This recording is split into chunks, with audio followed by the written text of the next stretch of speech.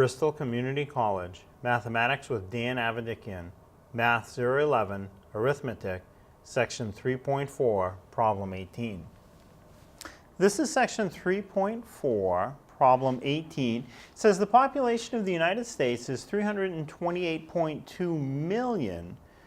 Write this number in standard notation.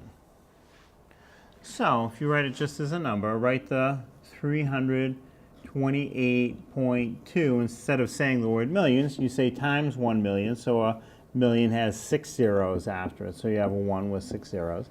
And now to do this sort of a multiplication, what you really do is count how many zeros you have. There's 6.